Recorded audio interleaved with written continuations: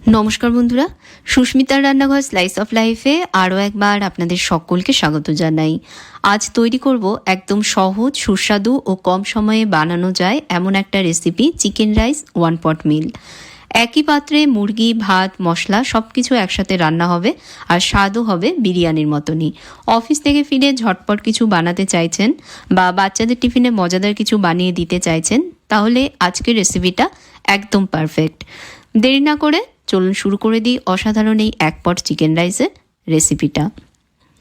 রান্নাটা করবার জন্য আমি এখানে নিয়েছি 3 cup long grain basmati rice. তবে সেদ্ধ চাল বা পোলাও চাল দিয়েও বানাতে পারেন। লং গ্রেন রাইসের গন্ধটা ভালো আসে আর খেতেও লাগে বিরিয়ানির মতন, সেজন্য আমি এটা দিয়ে বানাচ্ছি। বাটিতে জল নিয়ে চাল ধুয়ে নেব। জল পরিষ্কার না হওয়া পর্যন্ত এভাবে বেশ কয়েকবার জল পাল্টে ধুয়ে নেব। জল পাল্টে চাল আমি ধুয়ে নিয়েছি। এখন চাল জলে ভিজিয়ে রাখবো, অন্ততপক্ষে আধ ঘন্টার জন্য ভিজিয়ে রাখতে হবে। এবার একটা কড়াইতে পর্যাপ্ত পরিমাণ তেল গরম করে নেব। সাদা তেল বা সর্ষের তেল অথবা যে কোনো কুকিং অয়েলে রান্নাটা করা যাবে। তেল গরম হলে তেলের মধ্যে দিয়ে দেবো একটা তেজপাতা। 3 টুকরে তেজপাতাটা চিড়ে রেখেছি, তেলের মধ্যে দিয়ে দিলাম। তেজপাতা তেলে ফ্লেভার ছাড়লেই দিয়ে দিচ্ছি এর মধ্যে পেঁয়াজ কুচি। এখানে 3টে বড় পেঁয়াজ স্লাইস করে আমি কেটে নিয়েছি। এখন পেঁয়াজে বাদামি রং না আসা পর্যন্ত ভেজে নেব। পেঁয়াজ যাতে তাড়াতাড়ি ভাজা হয়ে যায় সেই জন্য এর মধ্যে আমি দিয়ে দিচ্ছি সামান্য একটু নুন। ভাজবার সময় পেঁয়াজে একটু নুন দিলে পেঁয়াজ থেকে জল ছাড়ে, এতে পেঁয়াজ তাড়াতাড়ি নরম হয়ে যায় আর ইভেনলি কুক হয়। বাদামি রং করে আমি দেখুন পেঁয়াজগুলো ভেজে নিয়েছি। এখন দিয়ে দেবো এর মধ্যে আদা রসুন বাটা। 1 টেবিল স্পুন আদা রসুন বাটা এর মধ্যে আমি দিয়ে দিলাম। আদা রসুনের কাঁচা গন্ধটা না যাওয়া অবধি এখন 1-2 মিনিট ভাজবো। 1-2 মিনিট ভেজে নিয়েছি, আদা রসুনের কাঁচা গন্ধ চলে গেছে। এবার দিয়ে দিচ্ছি এর মধ্যে বেটে রাখা টমেটো। একটা মাঝারি মাপের টমেটো আমি মিক্সিতে পেস্ট করে রেখেছি, সেটা এর মধ্যে দিয়ে দিলাম। টমেটো দেবার পর সব একসাথে মিশিয়ে নিয়ে কষাবো। টমেটো থেকে তেল না ছাড়া পর্যন্ত কড়াইয়ে ঢাকা চাপা দিয়ে কষিয়ে নেব। কড়াইটা ঢেকে দিয়ে লো মিডিয়াম আঁচে কষিয়ে নিচ্ছি। তবে মাঝে মাঝে অবশ্যই কিন্তু একটু মিশিয়ে দিতে হবে যাতে মশলা পুড়ে না যায়। আমি এভাবে 4-5 মিনিট কষিয়েছি। টমেটো থেকে দেখুন তেল ছেড়ে দিয়েছে। এবার দিয়ে দেবো এর মধ্যে 1/2 কাপ টক দই। ভালোভাবে দই ফেটিয়ে নিয়ে তারপর আমি এর মধ্যে অ্যাড করছি। অবশ্যই দইটা ভালোভাবে আগে ফেটিয়ে নেবেন। দই দেবার পর ভালোভাবে প্রথমে মশলার সাথে মিশিয়ে নিতে হবে। দই যাতে ফেটে কার্ডেল হয়ে না যায় সেই জন্য এই সময় গ্যাসের আঁচ মাঝারিতে রাখতে হবে, কারণ হাই আঁচে মেশালে দই ফেটে যেতে পারে। তাই মাঝারি আঁচে প্রথমে ভালোভাবে মশলার সাথে দই মিশিয়ে নিতে হবে, তারপর আঁচটা একটু বাড়িয়ে দিয়ে কষাতে হবে। দই থেকে তেল না ছাড়া পর্যন্ত কষিয়ে নেব। কষানোর সময় কড়াইটা আমি ঢেকে দিচ্ছি যাতে মশলা তাড়াতাড়ি কষে যায়। এভাবে 4-5 মিনিট আমি কষিয়েছি। দই থেকে দেখুন তেল ছেড়ে দিয়েছে। এবার দিয়ে দেবো এর মধ্যে চিকেনের টুকরোগুলো। আমি চিকেনে শুধু লেগ পিস নিয়েছি, তবে চিকেনের যে কোনো অংশ হাড় ছাড়া বা হাড় সমেত যে কোনো পোর্শন দিয়ে কিন্তু আপনারা রান্নাটা করতে পারবেন। চিকেনের টুকরোগুলো কড়াইতে দেবার পর মশলার সাথে মিশিয়ে নিয়ে 2-3 মিনিটের জন্য হাই আঁচে ভেজে নিতে হবে। চিকেন যতক্ষণ ভাজা হচ্ছে ততক্ষণ এর মধ্যে দেবার জন্য একটা মশলা রেডি করে নেব।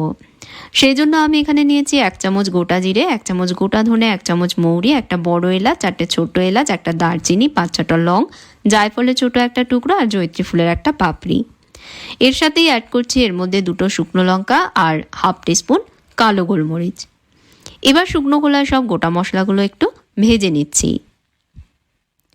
মশলার মধ্যে ময়েশ্চার চলে না যাওয়া পর্যন্ত ভেজে নেব।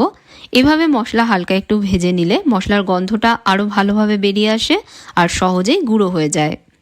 গুঁড়ো করবার পর যদি পরিমাণে একটু বেশিও থাকে তাহলে আপনারা স্টোর করে রাখতে পারেন। স্টোর করে রাখলেও দীর্ঘদিন অবধি দেখবেন ভালো থাকবে, কারণ এর মধ্যে ময়েশ্চার কমে যাওয়ায় পচে যাওয়ার সম্ভাবনাটা কমে যায়। তো মশলাগুলো ভেজে নিয়েছি। এবার এগুলোকে একটু ঠান্ডা করে নেব। ঠান্ডা হলে একটা গ্রাইন্ডার জারের মধ্যে ঢেলে নিয়ে মশলাগুলো গুঁড়ো করে নেব। অন্যদিকে চিকেনও মশলার সাথে মিশিয়ে নিয়ে 2-3 মিনিট ভেজেছি। চিকেনের পিসগুলোর গায়ে হালকা হালকা বাদামি রং ধরেছে। এবার বানিয়ে নেওয়া মশলা এর মধ্যে দিয়ে দেব। তবে সবটা মশলা আমি এর মধ্যে দিইনি, 2 টেবিল স্পুন মশলা আমি বাঁচিয়ে রেখেছি, অন্য রান্নায় ব্যবহার করব বলে বাকিটা এর মধ্যে দিয়ে দিয়েছি। গুঁড়ো মশলা দেওয়ার পর চিকেনের সাথে ভালোভাবে মিশিয়ে নেব, যাতে চিকেনের গায়ে মশলা ভালোভাবে কোট হয়ে যায়। তারপর কড়াইটা ঢেকে দিয়ে কম আঁচে আরও 3-4 মিনিট কষাবো। মাঝে মাঝে টুকরোগুলো একটু এপিট ওপিট করে দেবো, যাতে ইভেনলি কুক হয়। তারপর আবারও কড়াইটা ঢেকে দেব। এভাবে 3-4 মিনিট চিকেন কষিয়ে নেবার পর এখন এর মধ্যে জলে ভেজানো চালগুলো দিয়ে দেব। চাল দেবার পর স্বাদ মতন এর মধ্যে দিয়ে দেবো নুন। অবশ্যই আপনারা নিজেদের স্বাদ অনুযায়ী নুন দেবেন। আমি 3 কাপ চাল নিয়েছি, তাই এর মধ্যে 3 চামচ নুন দিচ্ছি।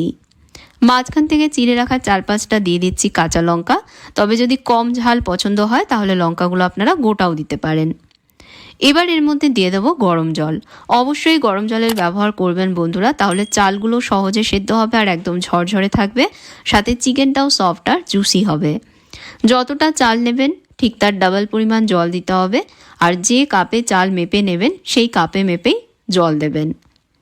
1 মুঠো এর মধ্যে দিয়ে দেবো ধনেপাতা কুচি। ধনেপাতার ফ্লেভার এই রান্নার স্বাদ অনেকটাই এনহ্যান্স করে, তাই চেষ্টা করবেন অবশ্যই একটু ধনেপাতার মধ্যে অ্যাড করবার। এবার কড়াইটা ঢেকে দেব। ঢেকে দিয়ে মাঝারি থেকে কম আঁচে রান্না করব চিকেন আর রাইস সেদ্ধ না হওয়া পর্যন্ত। আমি প্রায় 20 মিনিট এভাবে রান্না করেছি। রাইস সেদ্ধ হয়ে গেছে, একদম পারফেক্টলি কুকড হয়েছে, অতিরিক্ত সেদ্ধ হয়ে গলে ঘেটে যায়নি, একদম দেখুন ঝরঝরে তৈরি হয়েছে। গ্যাস বন্ধ করে দিয়ে কিছুক্ষণ এভাবেই রেখে দেব, যাতে এর মধ্যে জলভাবটা সম্পূর্ণ চলে যায়। তারপর এটা আমি পরিবেশন করব। একটা থালায় বেড়ে নিয়েছি ঝরঝরে দুর্দান্ত স্বাদের চিকেন রাইসের সাথে একটু দই বা রায়তা আর স্যালাড থাকলে কিন্তু পুরো জমে যায়। অফিস থেকে ফিরে বা অলস দিনগুলোয় এভাবে এক পাত্রেই বানিয়ে নিতে পারেন চিকেন রাইস 1 পট মিল। ঘরে বানিয়ে দেখবেন বন্ধুরা, বিরিয়ানি বা পোলাওর থেকে কোনো অংশে কম হয় না। সবাই খেয়ে দেখবেন, প্রশংসা করবে। আর ভিডিওটা কেমন লাগলো জানাবেন, ভালো লাগলে লাইক এবং শেয়ার করবেন। চ্যানেলে অবশ্যই সাবস্ক্রাইব করবেন, সাথে বেল আইকনে প্রেস করবেন যাতে নতুন রেসিপির নোটিফিকেশন সহজেই পেয়ে যান। আর যদি ফেসবুক পেজে দেখেন, পেজেও আমায় ফলো করে নেবেন। তাহলে আজকের মতন বিদায় নিচ্ছি। আপনারা ভালো থাকবেন, ভালো রাখবেন। ধন্যবাদ।